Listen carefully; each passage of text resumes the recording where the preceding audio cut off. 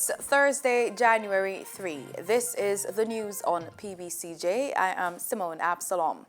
Government and opposition representatives are to meet next Monday to discuss national security and crime management issues.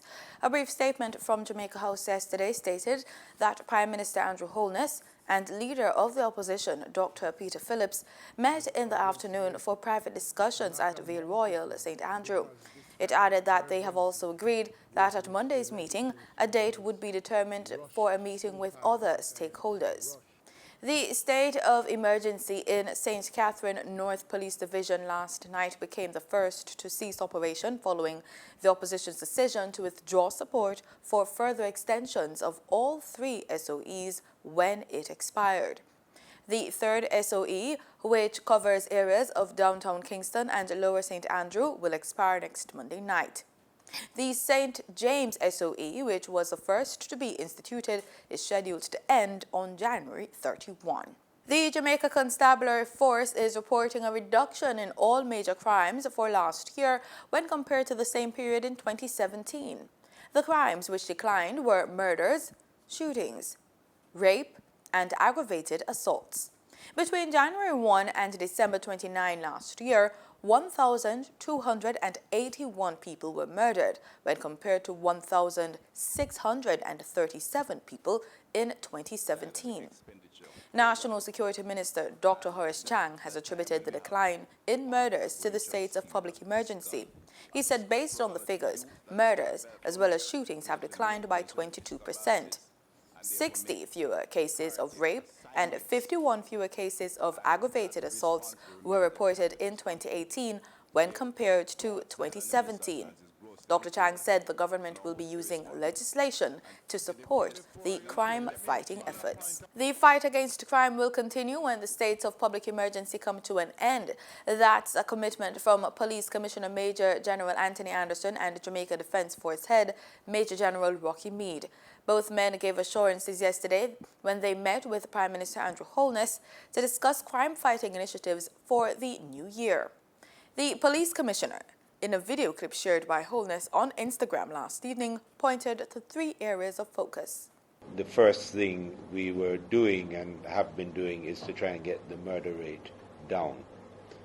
Public safety and traffic enforcement is a big issue, and so we had to put things in place to get that addressed. It's not fully addressed. It's something we continue. It's a work in progress. All of these things. The police commissioner further highlighted efforts to ensure that gangsters are prosecuted. The next thing, obviously, was to make sure that the cases against gangsters and gangs are tight enough to ensure that they can remain in custody as awaiting trial, and two, that when they come to trial, that we can have successful convictions of them. And so all of these things are ongoing and being built out. Obviously, it takes time. We have to collectively step up to protect our people. Major General Meade said the JDF will continue supporting the fight against crime, but noted the absence of additional powers provided under the SOE. The impact on the JDF is actually more significant than the impact on the JCF. In addition to the advantages mentioned before, what the state of public emergency afforded the JDF is additional powers which allowed us to function on our own and to provide a greater force multiplier for the security apparatus to the effort. So I will not have that ability anymore to work entirely alone. And so it means there must be some reconfigurations. We don't see ourselves as having a choice to resile from this responsibility.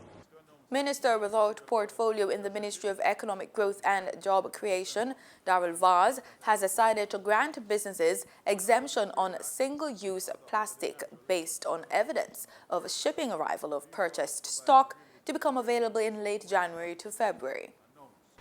Note, there are some businesses which have yet to receive their alternative packaging supplies and have small amounts in stock. We have seen evidence of their shipping arrival to become available in late January to February.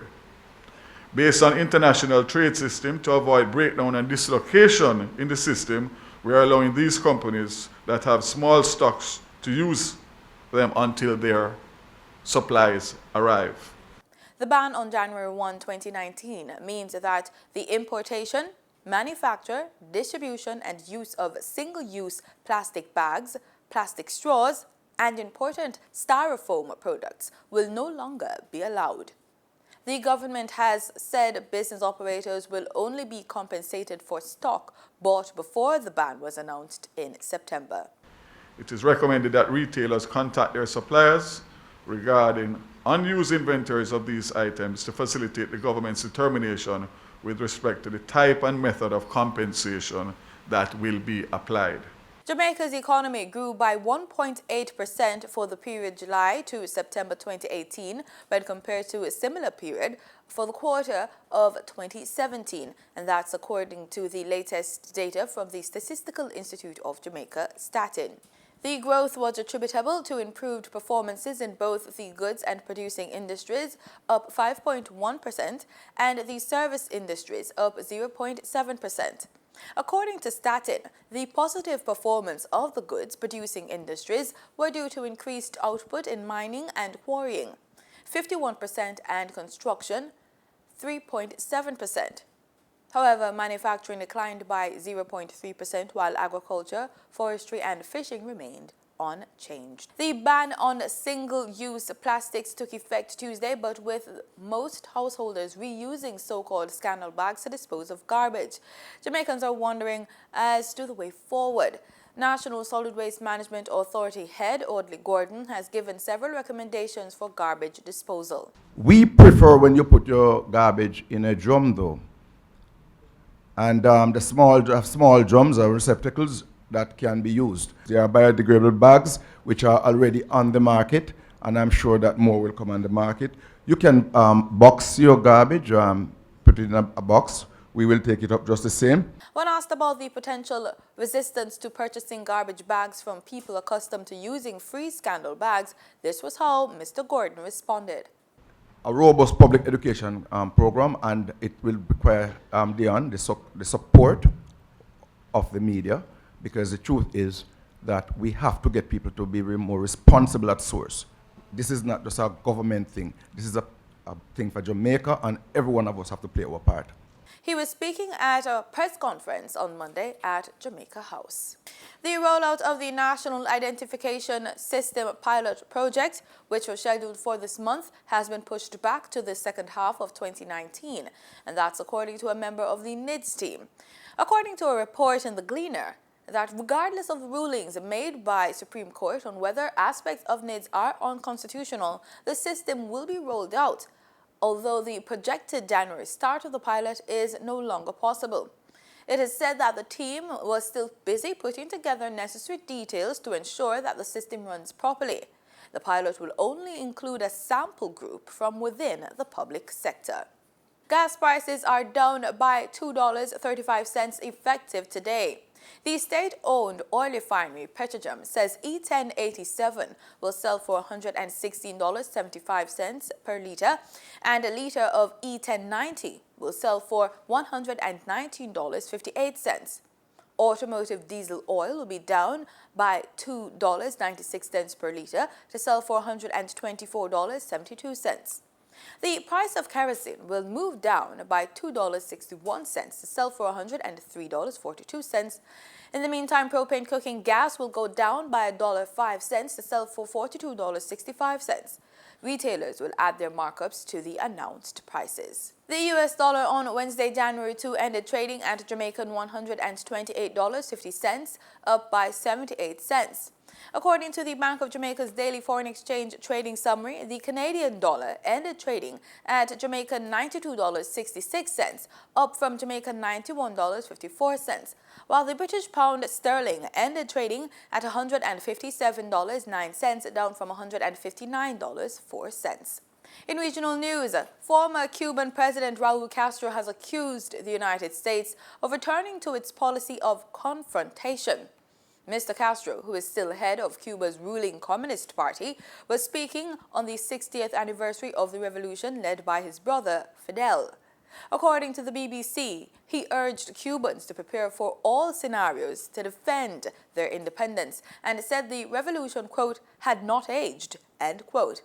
The Castro brothers, first Fidel, then Raul, ruled the country between 1959 and 2018. Raul Castro handed over the Cuban presidency to Miguel Diaz-Canel earlier last year. Relations between Cuba and the U.S. thawed under the Obama administration, but President Donald Trump has taken a harder line. In 2017, Mr. Trump reimposed certain travel and trade restrictions eased by the previous U.S. government.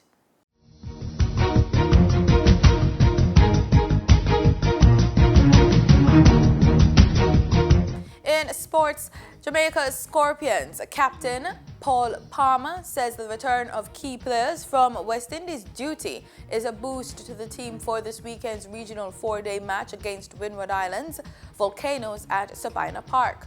All-rounders Rovman Powell and Fabian Allen, as well as fast bowler O'Shane Thomas, were members of the West Indies limited over squads recently in Bangladesh.